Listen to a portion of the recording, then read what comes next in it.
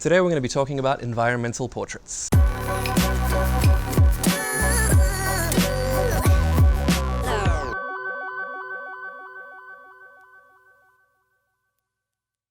Alright, so as some of you guys may know, I'm an ambassador for Fstopp gear.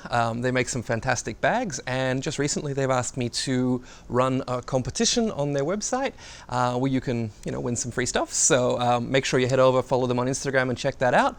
The competition is going to be about environmental portraits, and so today I'm going to run you through 3 steps to getting better environmental portraits. So like all photographs, environmental portraits need 3 basic things. They need composition, light, and moment. And we're going to look at 3 things that we need to consider to inform us of those things as we make our environmental portraits.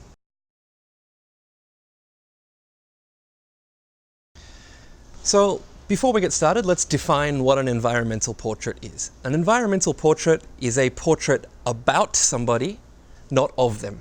It's a portrait about what they do or what they are doing as you make that portrait. It's a portrait about their environment as much as it is about them. So the first thing that we want to consider is, why are we making this portrait?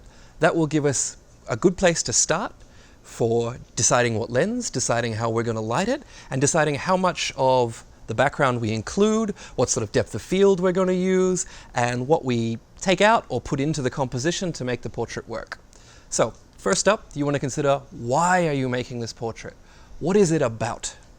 So in this portrait of an Apatani shaman, I wanted to include the skulls on the wall as they're part of his ritual sacrifices. We didn't want to actually be doing a ritual sacrifice because it's quite difficult to photograph and quite an intimate thing. So I wanted to have hints of that's what he does, but not actually be doing it.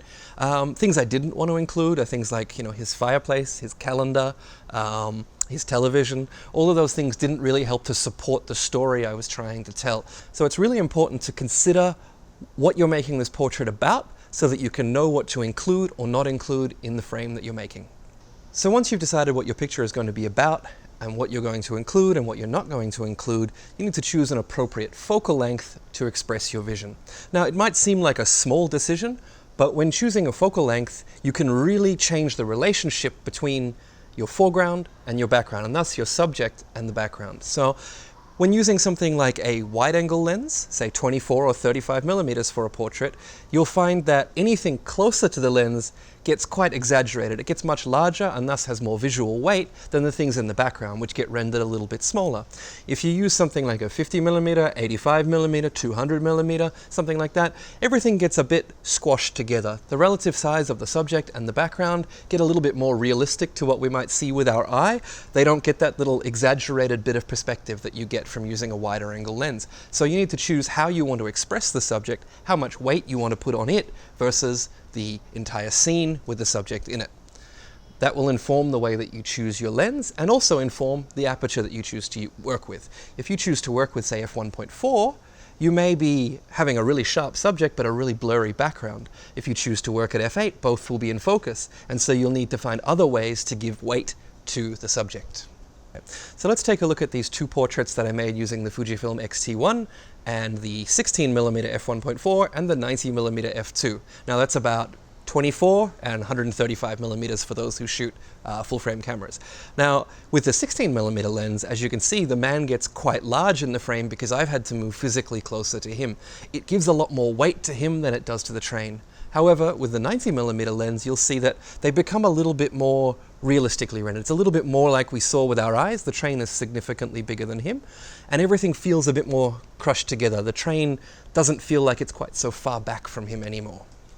Now the third part, once we've established what our picture is about, framed it up, got our composition ready, lit it if we need to, the third part is going to be a more collaborative part between you and the subject. You need to ascertain what is the peak of the action that you're going to be describing. Is it just simply that person smiling or laughing into the camera? Then you need to pick the peak moment of that smile. Is it, say, a blacksmith hitting metal and sparks flying everywhere? Then you need to capture that moment. Or in the case of the image on the screen right now, a musician plucking the strings of his instrument. Now, this is something that I didn't know going into, exactly how I was going to photograph this person. But when I spoke with him, he said, okay, there is a moment when I pluck this string and there's an elegance to that we need to display. I said, well, that's perfect. That's exactly what I need. So I spent the next 5 minutes hammering shots to try and get the perfect motion from his hand as he played his instrument. So spend some time with the subject, ask them, collaborate with them on this part of the image, and all of your technical work will come to life because of something they've been able to give you. Right, so there it is, guys, the 3 steps, the way that I always approach every environmental portrait I make. The first step is deciding what it's about, who it's about, what's going to be in the picture. Deciding which lens is going to be appropriate or which aperture is going to be appropriate for the image that I'm trying to create. And then third, working with the subject to realize the best moment to bring that to life. So like I said in the beginning, guys, this is a competition for f-stop gear, so head over to their Instagram, follow that, check out the posts that they have there, and follow the instructions to make sure that we'll be able to see your images in the competition. Thanks for watching.